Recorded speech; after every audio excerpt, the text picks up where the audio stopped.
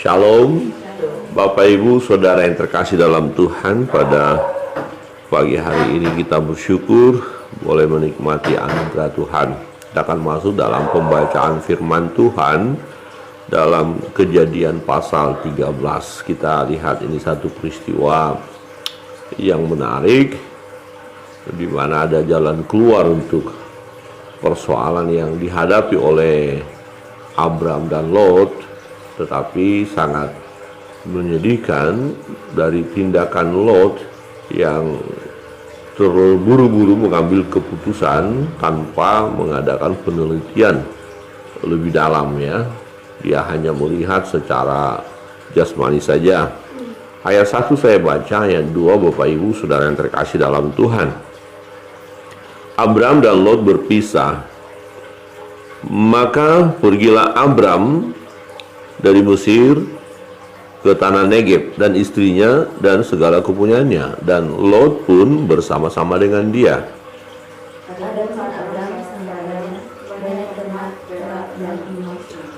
Ia berjalan dari tempat persinggahan ke tempat persinggahan dari tanah Negeb sampai dekat Betel, di mana kemahnya mula-mula berdiri antara Betel dan Ai.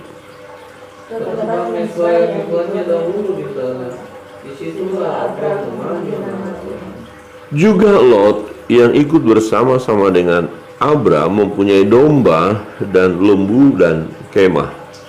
Tetapi negeri itu tidak cukup luas bagi mereka tinggal bersama-sama, sebab harta milik mereka amat banyak, sehingga mereka tidak dapat diam bersama. Karena itu terjadilah perkelahian antara para gembala Abram dan para gembala Lot.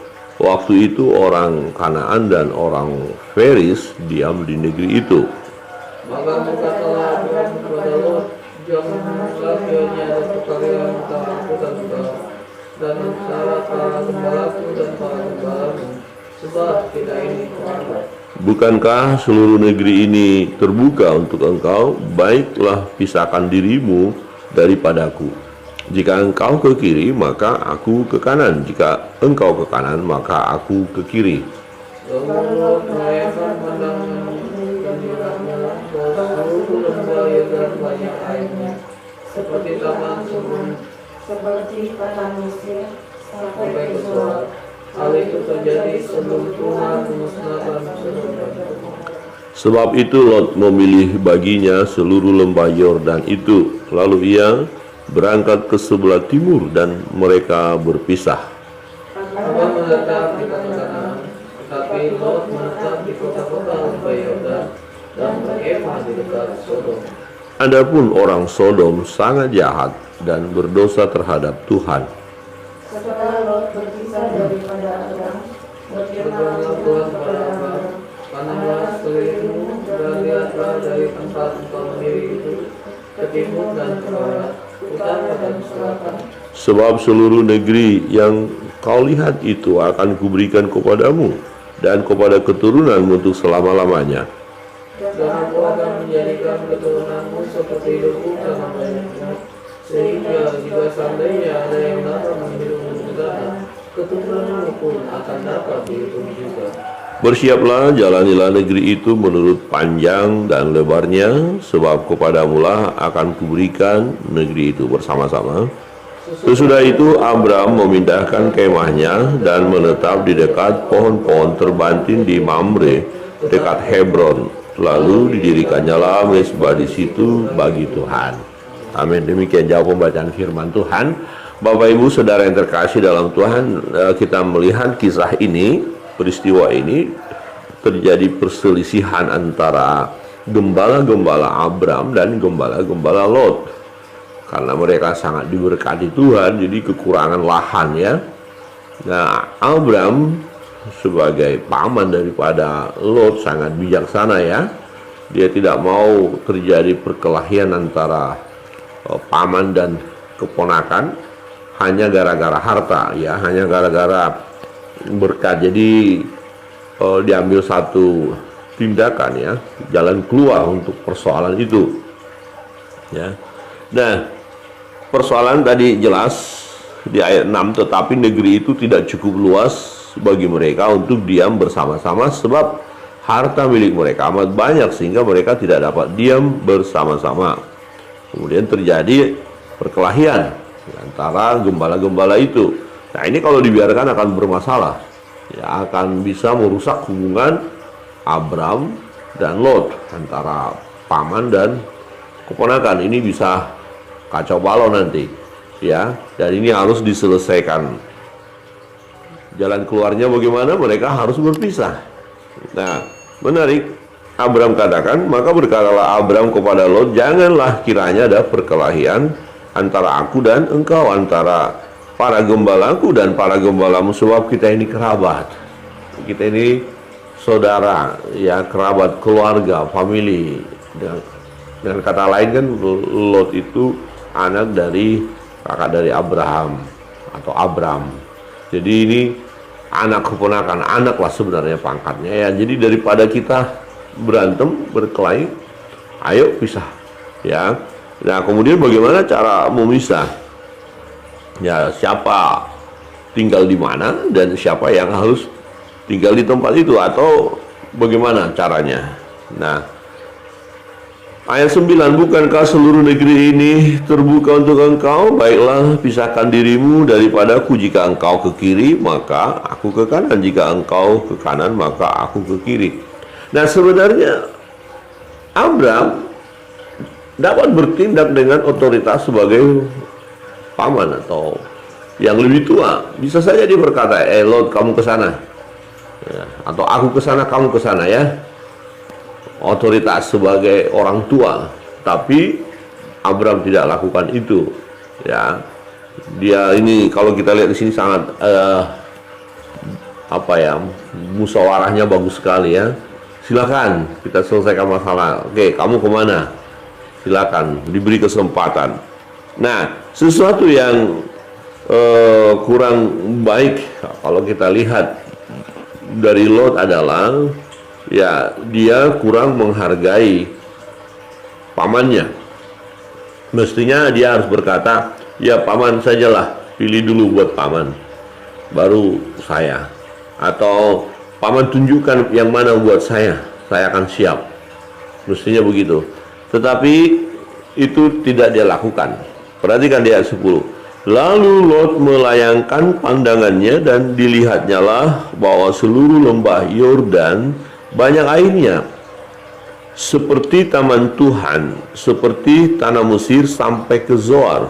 Hal itu terjadi sebelum Tuhan memusnahkan Sodom dan Gomora. Jadi dia ambil peluang awal, kesempatan, mumpung lagi ditawarkan, mumpung lagi ada peluang, kenapa nggak dilakukan, kira-kira begitu. Dan dia ambil kesempatan itu segera. Dia menggunakan akal secara manusia, ya. Dia menggunakan kepintarannya, dia menggunakan penelitiannya, ya. Kalau secara ilmiah detail sekali dia lihat dia di mana nanti dia akan tinggal. Nah, tetapi ini hanya melihat secara jasmani saja dan kurang penelitian yang lebih mendalam. Kalau kita lihat, karena dia hanya melihat dari jauh saja kelihatannya. Dan memang tempat itu bagus sekali dan cocok untuk dia sebagai peternak, ya. Maka dikatakan ayat 11, sebab itu, ya, sebab apa yang dilihatnya, lalu Lot melayangkan pandangannya dan dilihatnya lah lembah Yordan banyak air, lembah Yordan bagus, lembah Yordan subur. Jadi dengan melihat, ya, lokasi itu, tentu ada pikiran, ini cocok buat saya, saya bisa beternak di sana, saya akan makmur, saya akan bahagia, saya akan jaya, saya dan keluarga saya akan menikmati, ya, berkat-berkat di sana, kira-kira begitu, ya. Nah, sebab itu Lot memilih baginya seluruh lembah Yordan, ya. Lalu ia berangkat ke sebelah timur dan mereka berpisah. Apa yang kita lihat secara jasmani, yang kita pikirkan secara jasmani, dan kemudian kita mengambil kesimpulan bahwa itu akan membahagiakan kita, ya ternyata keliru. Ya, jika kita tidak melibatkan Tuhan, maka semua akan sia-sia.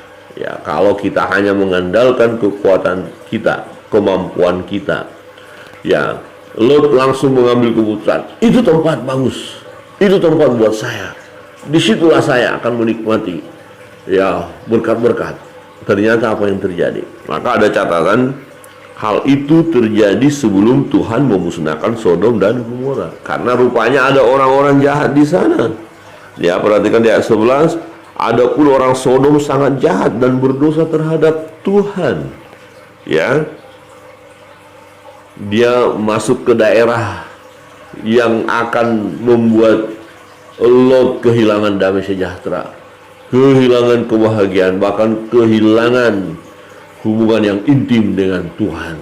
Ya, orang kalau kita ada di tengah-tengah orang-orang jahat, sistemnya jahat, sistem peraturannya semua jahat, keadaan jahat, ya kita akan tersiksa. Lama-lama kita terkontaminasi ikut sistem yang ada, pola yang ada. Ya, hubungan kita dengan Tuhan bisa semakin renggang karena kita berada di tengah-tengah komunitas orang-orang yang jahat yang tidak menyembah Allah. Ya, itu sangat berbahaya. Lot melayangkan pandangannya. Jadi apa yang dilihat oleh mata, ya, kemudian dipikirkan oleh pikiran secara manusia, kemudian ambil kesimpulan bahwa di situ akan bahagia, ternyata tidak, atau boleh dikatakan belum tentu. Ya, belum tentu. Ya, dan kita pasti bisa katakan tidak akan bahagia jika tidak melibatkan Allah di dalamnya. Ya, jika kita tidak menggumuli terlebih dahulu, langsung saja ambil keputusan. Kira-kira begini. Wah, kita dengar ada satu daerah. Oh, daerah ini sangat terbuka peluang untuk bekerja. Nah, kemudian kita mulai berpikir, di sana pasti saya akan dapat pekerjaan. Di sana saya dan keluarga saya akan bahagia. Kemudian kita ambil keputusan, saya mau hijrah ke daerah itu. Saya akan mulai babak baru. Ya, ternyata kita tidak tahu setelah sampai di sana bukannya kebahagiaan yang kita dapat, justru penderitaan, justru kesusahan.